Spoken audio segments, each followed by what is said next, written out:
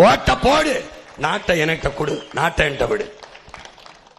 போ தேடி பாரு. உதயசூரியனுக்கு போட்ட அவர் வீட்டில் விழுந்துச்சு, நாடு வீட்டில் தான் கிடந்துச்சு. ஆமா பாரு, தயவு செய்து மாத்தி போடு.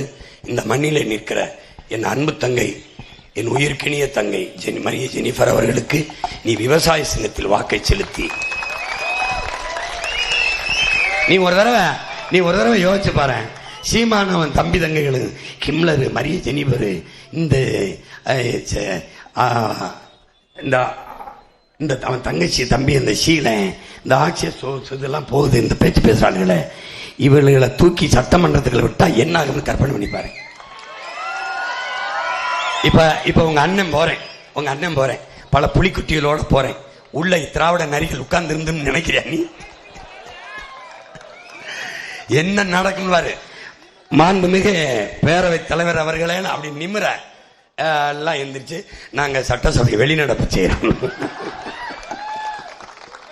ஒரு அதுக்காவது ஓட்டப்பட்டு விடுறான். தயவுசெய்து போட்டு என் அன்பு தங்கைக்கு மரிய ஜெனிஃபருக்கு வாக்கை செலுத்தி வெற்றி பெற செய்யுங்கள் என்று உங்கள் மகன் அன்போடு வேண்டுகிறேன். புரட்சி என்பது ஒரு தலைகீழ் மாற்றம். மாற்றம் என்பது சொல்லல்ல செயல். மாறுவோம், மாற்றுவோம். இது மாற்றத்திற்கான எளிய மக்களின் புரட்சி.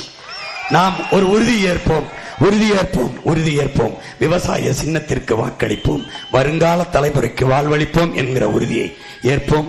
புரட்சி எப்போதும் வெல்லும். நம் வெற்றியதை சொல்லும். இலக்கு ஒன்றுதான், இனத்தின் விடுதலை. இனம் ஒன்றாவோம், இலக்கை வென்றாவோம். தமிழ் தாய் வாழ்க. எங்கள் தலைவர் பிரபாகரன் வாழ்க.